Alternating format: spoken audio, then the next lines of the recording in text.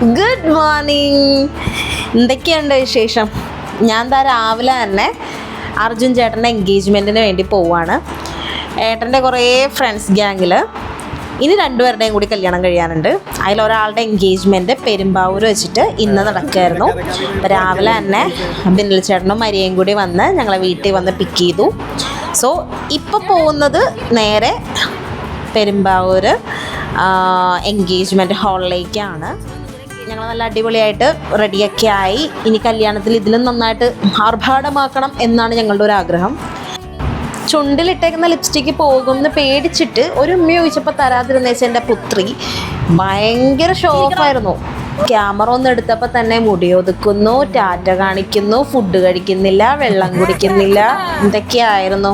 Lipstick പോകുമെന്ന് ഈ പ്രായത്തിൽ തന്നെ വിചാരിച്ചു തുടങ്ങുന്ന ഒരു ജനറേഷനേ.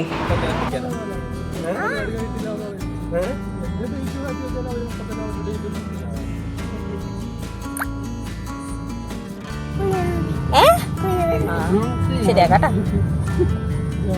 രാവിലെ അതിരാവിലെ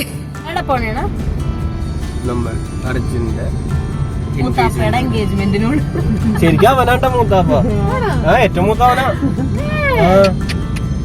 ക്ലോസപ്പിന്റെ പരസ്യം കാണണോ? ഇപ്പൊ ശരിയാക്കി തരാട്ടോ.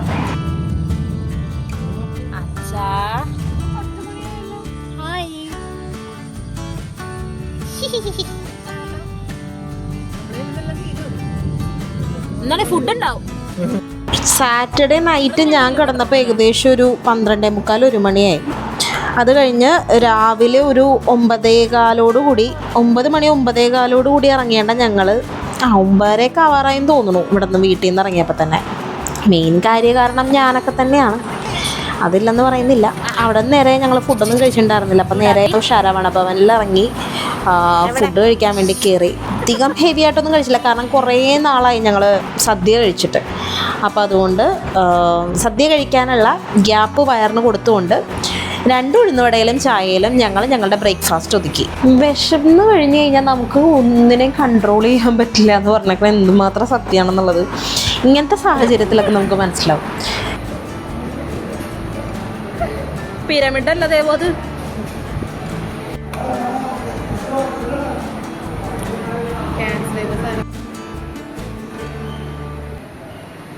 കുട്ടികളുടെ ശ്രദ്ധയ്ക്ക് ലിപ്സ്റ്റിക്ക് പോകാതെ എങ്ങനെ വായിലേക്ക് ഭക്ഷണം വെക്കാം എന്നുള്ളതിൻ്റെ ട്യൂട്ടോറിയൽ ക്ലാസ്സാണ് ഇപ്പം ദേവ് എടുത്തു തരുന്നത്. നോക്കിക്കോട്ടോ.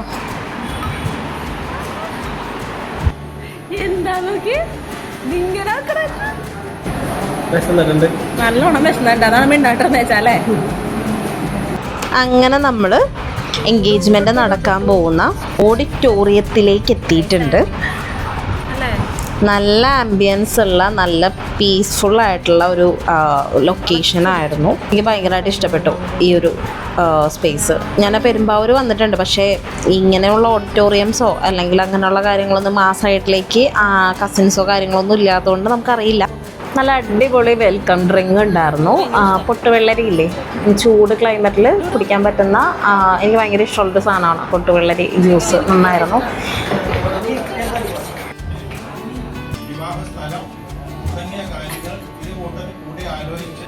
പൈറ്റന്മാർ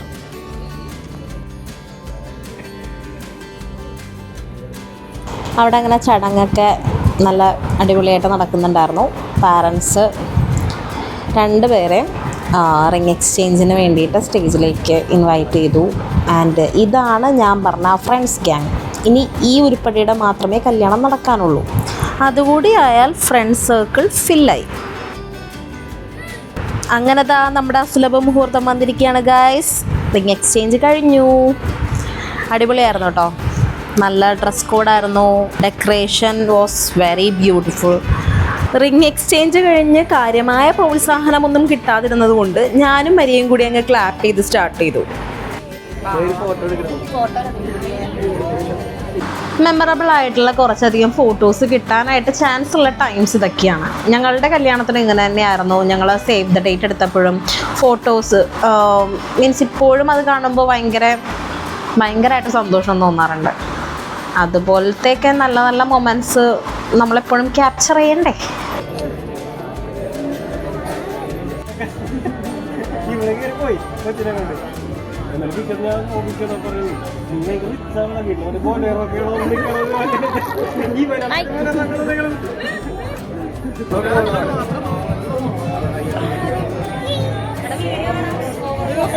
രാവിലത്തെ വട കാര്യമായി നമുക്ക് വിശപ്പൊന്നും അടക്കിയില്ലെങ്കിലും ഉച്ചക്കത്തെ സദ്യ നമുക്ക് അത്യാവശ്യം നല്ല രീതിയിൽ എൻജോയ് ചെയ്യാൻ പറ്റി. 2 കൂട്ടം പായസം ആൻഡ് ഈ ചിപ്സും ഉപ്പേരിയൊക്കെ ഇടയ്ക്കിടയ്ക്കിടയ്ക്ക് നമ്മൾ തിന്ന് തീർക്കുന്നതായതുകൊണ്ട് അവർ വന്ന് ഫില്ല് ചെയ്തിട്ട് പോകുന്നുണ്ടായിരുന്നു കേട്ടോ പാവങ്ങൾ. ഗ്ലാസ്സിൽ വെള്ളം ഒഴിക്കുന്നതിന് മുന്നേ പിടിക്കണം എന്നുള്ള കാര്യം ഇടയ്ക്കിടയ്ക്ക് ഞാൻ മറന്നു പോകാറുണ്ട്, സദ്യക്ക് ഇരിക്കുമ്പോൾ പ്രത്യേകിച്ച്. എൻ്റെ ഗ്ലാസ് ആദ്യം പറന്നു പോയിട്ട് പിന്നെ എന്നോട് പിടിച്ചോ എന്ന് പറഞ്ഞിട്ടാണ് ഞാൻ ഹോൾഡ് ചെയ്തിട്ടുണ്ടായിരുന്നു. പിന്നെ ഇതൊക്കെ എനിക്ക് ഭയങ്കര ഇഷ്ടമുള്ള 2 സാധനങ്ങളാണ്. ദേവും ഇപ്പം എനിക്ക് എന്താണെന്നറിയില്ല, ഇവളിപ്പോൾ എൻ്റെ പ്ലേറ്റിലും അവളുടെ പ്ലേറ്റിലും വെക്കുന്ന ഫുഡിൻ്റെ കൗണ്ട് നോക്കിയിട്ട് എനിക്കാണ് കൂടുതലെങ്കിൽ അവൾ എൻ്റെ നിന്ന് എടുത്തിട്ട് പോകുന്നൊരു സ്വഭാവം പഠിച്ചിട്ടുണ്ട്. അത് എന്നെ വല്ലാതെ മാനസികമായി തളർത്തുന്നുണ്ട്. എനിക്കതൊരു ഭീഷണിയാവാനും വകയുണ്ട്. അങ്ങനെ ദാ അച്ചാറ് വന്നു, 2 കൂട്ടം അച്ചാറ് വന്നു. എനിക്ക് നാരങ്ങ അത്ര ഇഷ്ടമില്ല, മാങ്ങ ഇഷ്ടമാണ്. പുളിയിഞ്ചി വന്നു, പിന്നെ ഇതാ എന്തൊക്കെയോ സാധനങ്ങൾ വന്നു. ഈ ഫുഡ് വിളമ്പുന്ന സമയത്ത് സഞ്ജയ് ചേട്ടൻ എന്നോട് പ്രത്യേകിച്ച് ഒരു ഷോർട്ട് വീഡിയോ ഇടുമ്പോഴത്തേക്കും നിനക്ക് മറ്റേ സാധനം ഇടാനല്ലേ എന്ന് ചോദിച്ചു.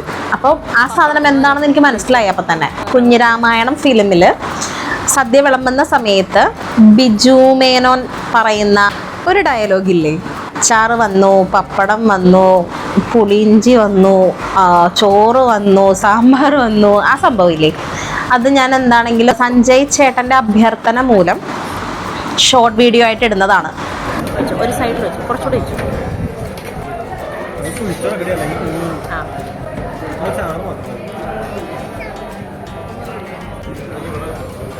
ദേവക്കുട്ട കഴിക്കട്ടാ.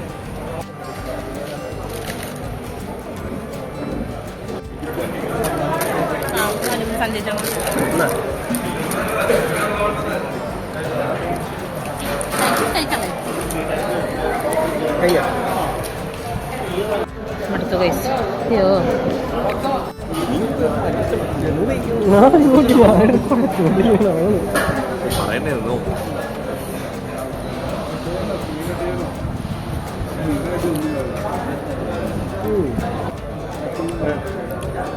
ഇലയെങ്കിലും ബാക്കി വെക്കണേ.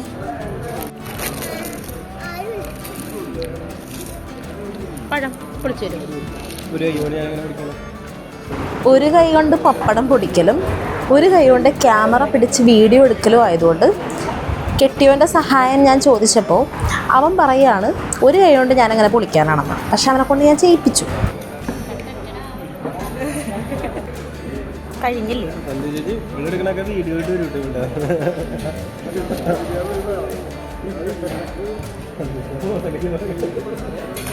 ഇത്തിരി ഇത്തിരി ആ മതി, ധാരാളം. ഇവനെ കുഴക്കട്ടെ.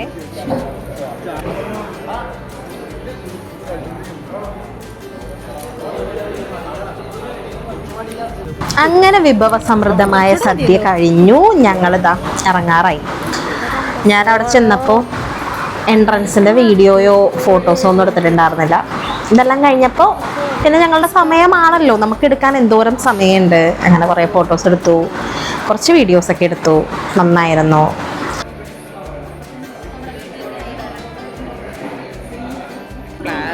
പൂജയൊക്കെ കഴിഞ്ഞിട്ട് കിട്ടിയ ഉണക്കമുന്തിരിയൊക്കെ എൻ്റെ മോളടിച്ചിട്ട് വന്നിട്ടുണ്ട്. അർജുൻ ചേട്ടൻ ഇത് കാണുന്നുണ്ടെങ്കിൽ അതിൻ്റെ പകുതിയോളം തിന്ന് നിർത്തിയിരിക്കുന്നത് എൻ്റെ മകളാണ്.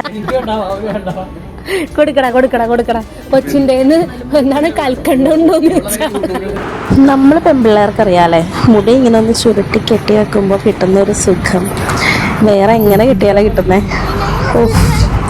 തിരിച്ചു പോകുന്ന വഴിക്ക് അച്ഛനും മോളും തമ്മിൽ നല്ല പിടിവലിയായിരുന്നു. അത് പിന്നെ പണ്ട് മുതലേ അങ്ങനെ തന്നെയാണ്. അവൻ തുടങ്ങി വെക്കും, അവൾ തീർക്കും. സ്വാഭാവികം.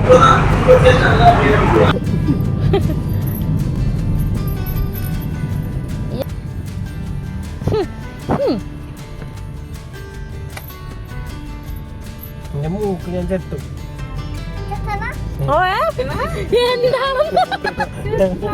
അങ്ങനെ നമ്മുടെ എൻഗേജ്മെന്റ് വ്ലോഗ് കഴിഞ്ഞിരിക്കുകയാണ്.